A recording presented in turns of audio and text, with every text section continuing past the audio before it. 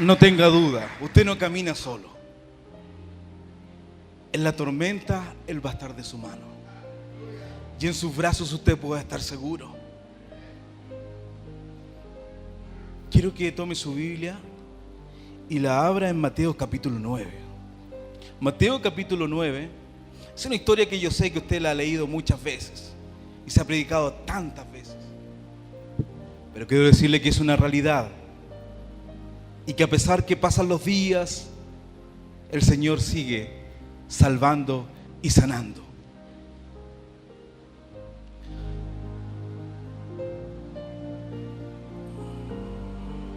Mateo capítulo 9 nos habla de una hermosa historia de una mujer que cuando no era su historia, por fe se metió en esta historia y alcanzó salvación y salud. Permítame leer lo que dice la palabra de Dios. Voy a leer el capítulo 9, versículo 18 hasta el versículo 26. Dice así la palabra de Dios: mientras él les decía estas cosas, vino un hombre principal y se postró ante él diciéndole: mi hija acaba de morir, mas ven y pon tu mano sobre ella y vivirá. Y se levantó Jesús y le siguió con sus discípulos. Y aquí una mujer enferma de flujo de sangre desde hace 12 años se le acercó por detrás y tocó el borde de su manto, porque decía dentro de sí: si tocare solamente su manto, seré salva. Pero Jesús, volviéndose y mirándola, dijo: ten ánimo, hija, tu fe te ha salvado. Y la mujer fue salva desde aquella hora. Al entrar Jesús en la casa del principal, viendo a los que tocaban flauta y la gente que hacía alboroto, les dijo: apartaos, porque la niña no está muerta, sino duerme. Y se burlaban de él. Pero cuando la gente había sido echada afuera, entró y tomó la mano de la niña, y ella se levantó. Y se difundió la fama de esto por toda aquella ciudad. Dios bendiga su palabra en nuestros corazones. ¿Sabe qué? Yo sé que esta historia usted la ha escuchado muchas veces. Jesús va a la casa de un principal porque su hija había muerto. Era tal la fe de este hombre que solamente le dice: Jesús, si tú vas, yo sé que ella va a resucitar. Y cuando Jesús se dispone con sus discípulos a ir a la casa de este principal, viene una mujer que tenía una enfermedad que yo no sé usted cuán grave piensa que es. 12 años de un flujo de sangre. Pero ¿sabe qué? Esto tenemos que llevarlo al tiempo en que era. Y el tiempo en que era, la ley de Moisés decía que la mujer, mientras estaba por su costumbre y en los días que se alargaba su costumbre, era inmunda. Y usted dirá: ¿pero por qué? Ya lo vamos a entender. Si lo vemos médicamente, ¿qué mujer puede aguantar 12 años con un flujo de sangre? Esa mujer tiene que haber tenido una anemia terrible, ¿no, pastor? Y hay otro evangelio que dice que ella gastó todo lo que tenía en los médicos para ser salva y sana. Y ella buscaba esa sanidad porque la necesitaba. Hay dos cosas que quiero que veamos en un principio. ¿Saben qué? Esta enfermedad de esta mujer que la hacía impura, y que en el Antiguo Testamento nos dice que todo lo que ella tocase iba a ser impuro. Si ella se sentaba en un asiento, ese asiento iba a ser impuro. Si se acostaba en su cama, esa cama estaba impura.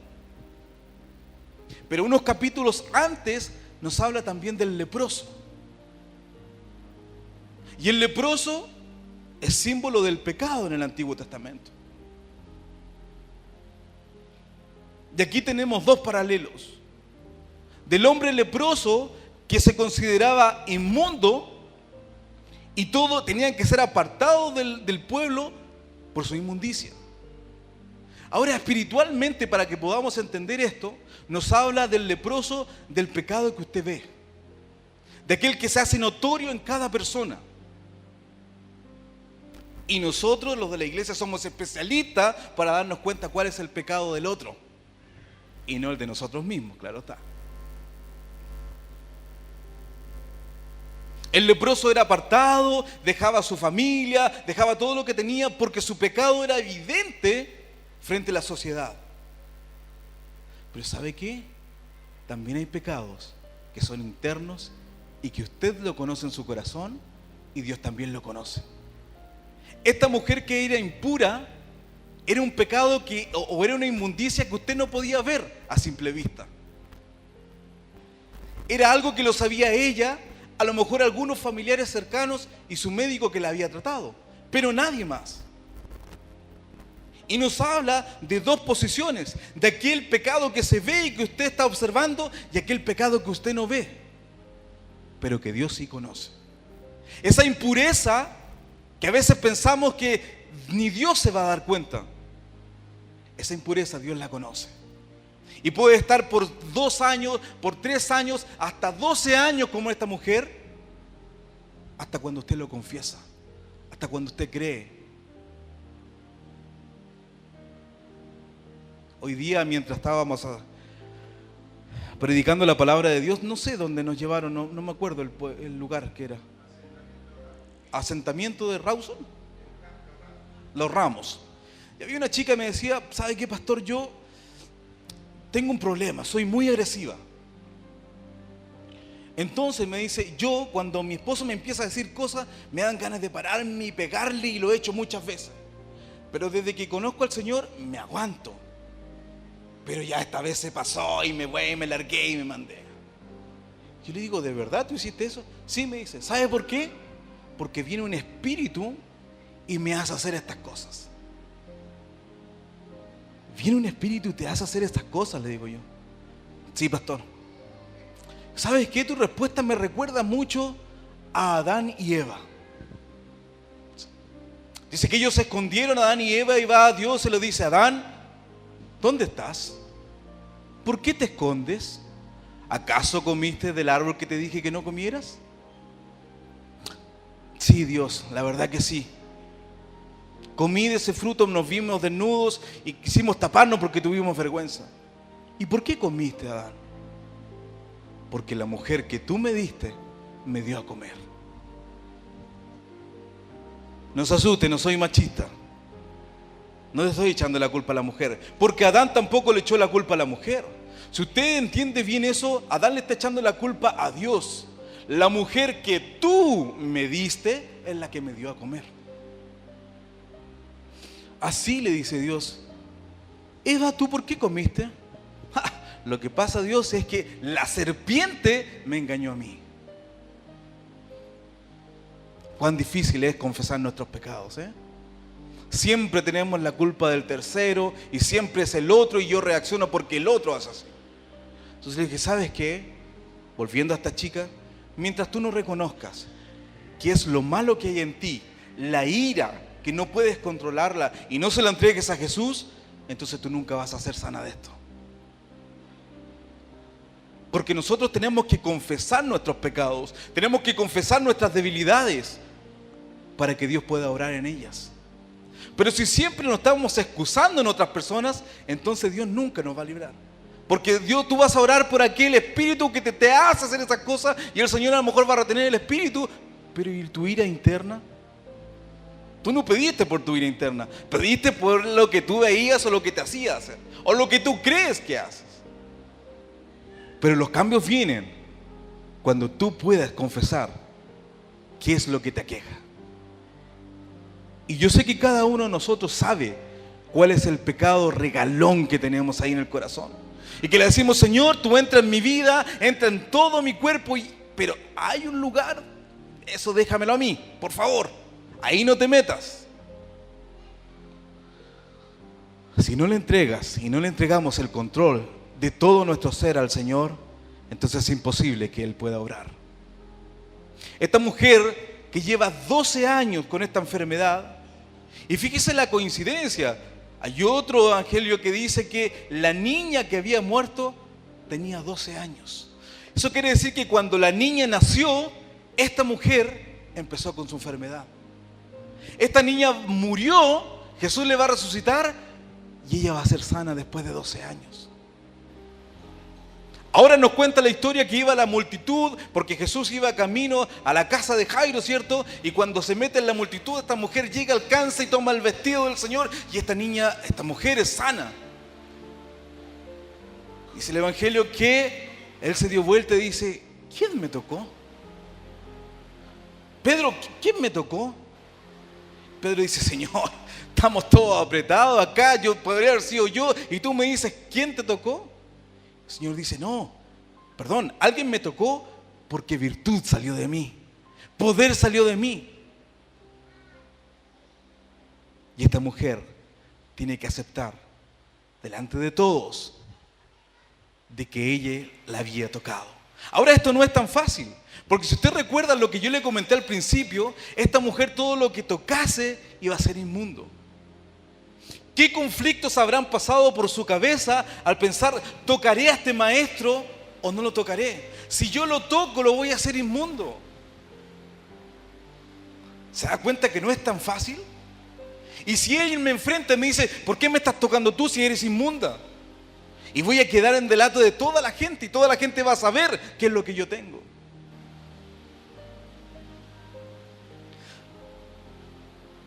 Aquí quiero hacer un detalle, y a lo mejor ustedes lo saben, pero quiero recalcar esto. Yo no sé si usted ha visto a los rabinos que se ponen un mantito acá arriba cada vez que oran, ¿cierto? ¿Usted lo ha visto? Ellos se ponen un manto acá arriba que se llama talit. Y ese talit es una manta que tiene unos bordes, unos flequitos, usted los conoce. De ahí salen 8 hilos largos, y en esos 8 hilos usted le hace, o ellos le hacen 5 nudos. Cada flequito en total son 600. Y usted me dice: ¿por qué me está diciendo esto? ¿Sabe por qué? Porque todo esto tiene una explicación. Si usted suma 600 más 8 más 5, ¿cuánto nos da? 613. 613 son los mandamientos completos del Pentateuco. Oh, pero qué hermoso, ahora sí. Este es un talit. Esto está hecho de 600 puntitas, más las 8 tiras, que son más largas, y lleva 8 nudos aquí. Entonces, nosotros sumamos los 8 más los 5 más los 600, nos da 613. 613 son los mandamientos que tiene los 5 primeros libros.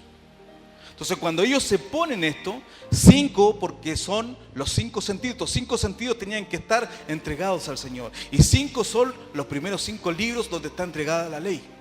Entonces, cada vez que ellos se ponen esto, empiezan a tocar esto y se empiezan a recordar: mis 5 sentidos tienen que estar para Dios y para la ley. Todo esto tenía una representación.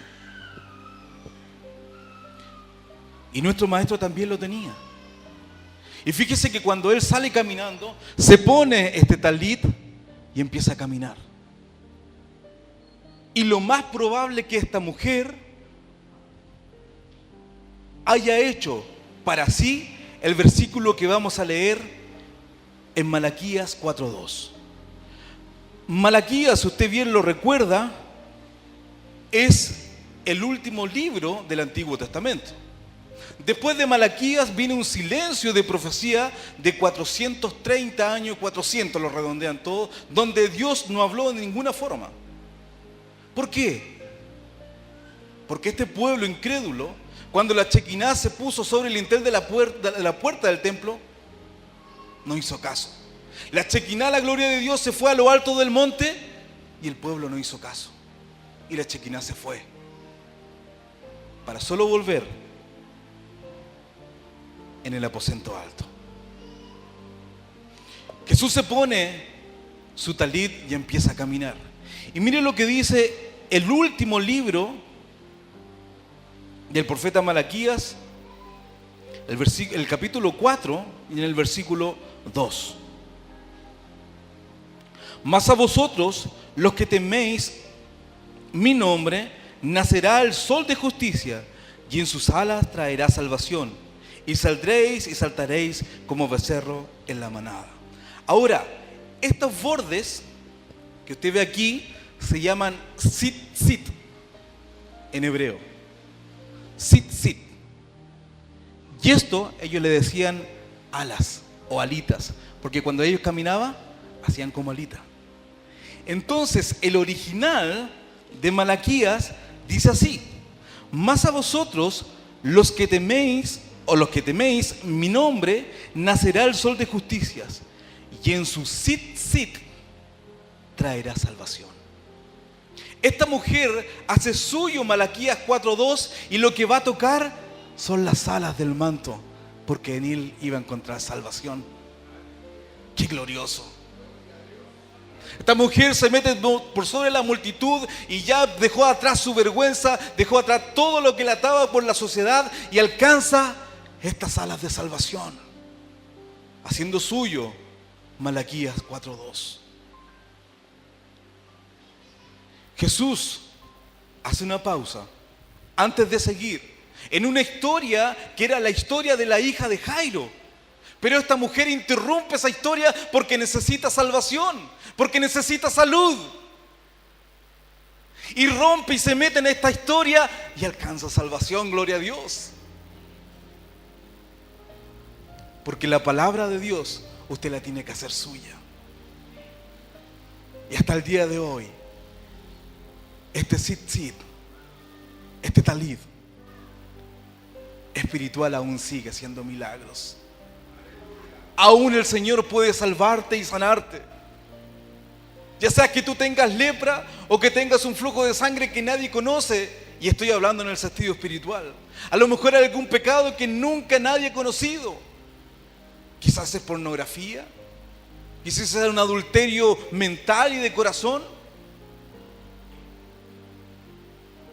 Quizás me quedo con algo que no me corresponde y nadie lo sabe. Hoy es el día en que puedes hacer un lado a la multitud y hacer tuyo este Malaquías 4:2 y tocar el tzitzit por fe, y serás salvo como esta mujer. La sangre de Cristo no ha perdido su valor. La sangre de Cristo sigue transformando y redimiendo a las personas. Y tú lo tienes que proclamar. Y tú lo tienes que hacerlo por fe y creerlo en tu corazón. La palabra de Dios no dice cosas para rellenar. La palabra de Dios, cada una de las cosas tiene el significado. El maestro tomó su tzitzit, tapó su cabeza y empezó a caminar, y esta mujer alcanzó salvación en estas alas. ¿Quieres confesar ante Dios tu pecado oculto? ¿Quieres que el Señor te salve y te sane de ese pecado oculto que nadie más sabe, solo tú? ¿O quieres que el Señor te haga una criatura nueva y tu lepra de inmundicia y de pecado sea renovada por carne de bebé? Ponte de pie. Ponte de pie, hermano mío.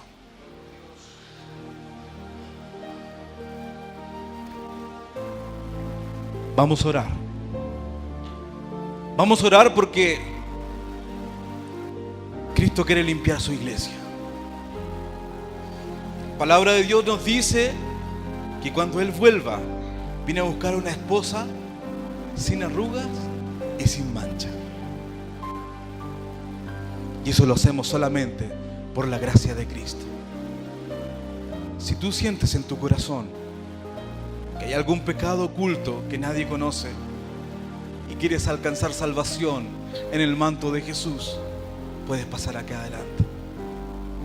Si tú sientes que hay algún pecado que es a la vista y que todos conocen, pero ya estás cansado y hastiado de ello, también puedes pasar acá adelante, porque el Señor te hará una nueva criatura.